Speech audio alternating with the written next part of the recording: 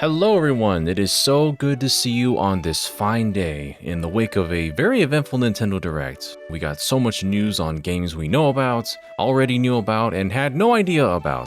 And for Tales fans, we got something a little different.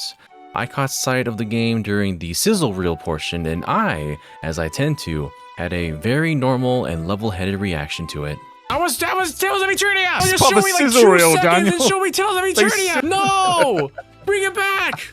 Stop it! I don't Daniel's care what been you broken. are! Woo! There you go. It's a game that you can't just buy right now.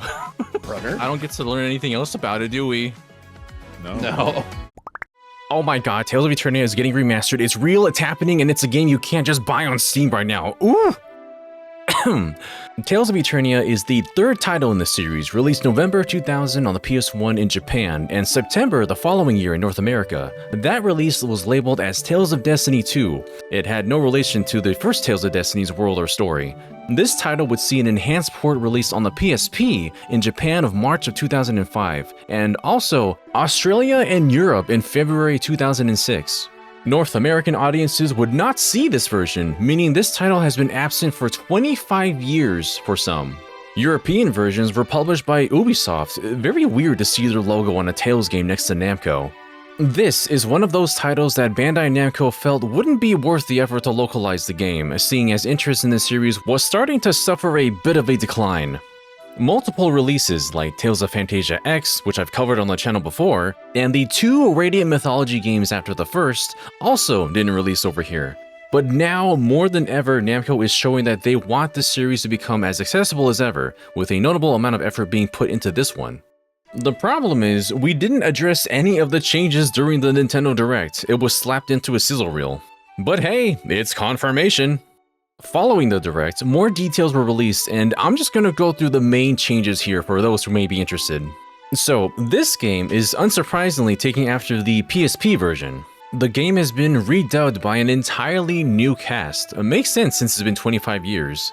But that's important. The original release to Europe was with Japanese audio and English translated text. But it appears that this game's script just got relocalized. It's been a while, but I don't recognize the script from the PS1 or the PSP versions. Also, as is standard now, you can swap back and forth to the Japanese audio at any point if you prefer. But what really gets me here is that if the team localized this from the ground up, I gotta say that opens up a whole new set of doors for any unlocalized games up until now.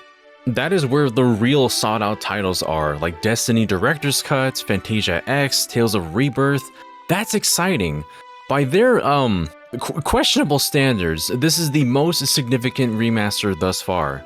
They brought back voice actors for the holiday skits in Tales of Grace's F Remastered, but that was all optional and it wasn't plot relevant. So, excluding those skits, we haven't seen them add voice acting to previously Japanese-only content since Tales of Vesperia, and that wasn't even officially part of the remastered series. So yeah, this alone has the community talking. As for what little we're able to hear of the new voices, I think they're fine.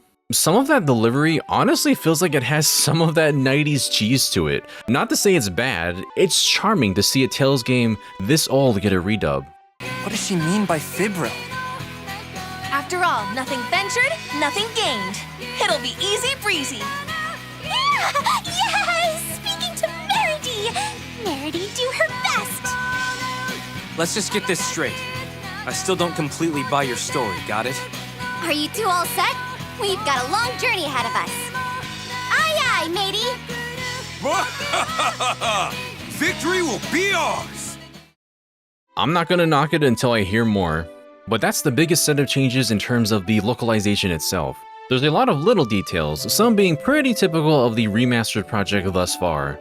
There's quest destination markers and distance to objective displays for people like me who easily get lost or distracted. Like other titles, there are special icons for important items and limited time events on the field. They mark newly learned skills and arts with a blue exclamation point. There's boost features to help make your game progression smoother. I believe this can change things like the encounter rates and the experience gains. I'm getting this from the Japanese website being translated, so some of the terminology might change. You can retry battles after losing, even normal battles. We can skip and pause events, skits, and movies. Literally just some modern exploitations of things that newer players wouldn't even second guess. The PS1 version didn't really have your traditional skits. Most of them happen when you're at the camp, and they were cut out during localization. All that was really left were the ones telling us where to go next, so it'll be exciting to see those done in English. There will also be a way to replay the skits too. That's more typical in Tales games these days as well.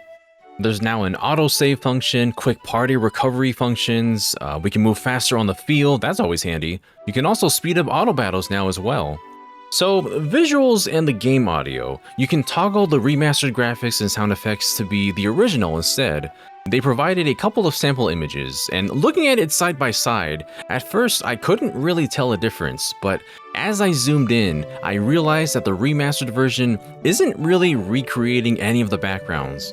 It looks more like they're doing that thing where they just smear all the pixels together and call it better. I dislike that style with a passion. It's not as offensive as some other games I've seen do the same thing, but it makes the backgrounds look just less interesting and flatter. You clearly lose some depth and shadows by deleting some of the pixels here. I'm very glad we can choose the original backgrounds because I'm just gonna go with that. The pixel art looks a lot more charming without question. It feels more natural without the clashing styles since the character sprites are the same resolution in both versions. But that aside, let's see, minigame retry and skip options. You can choose to auto-advance dialogue now. I am so spoiled by that option in modern games. Oh yeah, there wasn't a replayer before, so now we can replay music and movies. New Game Plus, of course, is here. That's a staple. But it doesn't appear that the Great Shop is unlocked at the very beginning of the game this time. I think for this one, you're going in raw whether you like it or not. Difficulty changes. A high difficulty dungeon is unlocked earlier this time around. Nereid's Labyrinth, I think that's the one where you fight with one party member? It's the EX dungeon that a lot of Tales usually have at endgame. The more challenging Mania difficulty is available on the first playthrough instead of needing to beat the game first. Now, when you beat the game, you unlock the Unknown difficulty setting. There's gonna be custom battle BGM settings. Yup, that's coming with the DLC again, isn't it? I don't think I want to spend more money for some music that I feel like should already be there or at least become obtainable in-game, but that's just me. This kind of wraps up with the other notification markers, but there's just a whole bunch of iconography to remind you when something is new, like your newly learned skills are going to be highlighted in green, for example. Full key or button remapping, master volume control, subtitles for skits, movies, battle, victory quotes, and mystic arts. Hooray! There are colorblind accessibility improvements, various UI updates, visual adjustments, and typo fixes. They say typo fixes, but I'm pretty sure that they're still readjusting a lot of the script. I don't know. I'll find out when I play it. What sucks is that since this is based on the PSP version, it might just be single player. That's unfortunate if true, because that's one of the coolest things about the Tales series. You can play the entire game all the way through with other people controlling the rest of your party. I know it's based on the handheld version, but there's also the PS1 version, which, like most other Tales games on console, allowed for this. It does look like the official pages say single player, but who knows, it might change before then. In case you were wondering, because this is not a 3D title now, I think the combat in Eternia holds up pretty well. I feel like I say this every time, but you always start off with so few options. Like, veteran players might find it to be a little tedious. But in time, when you get more skills and options, it really opens up.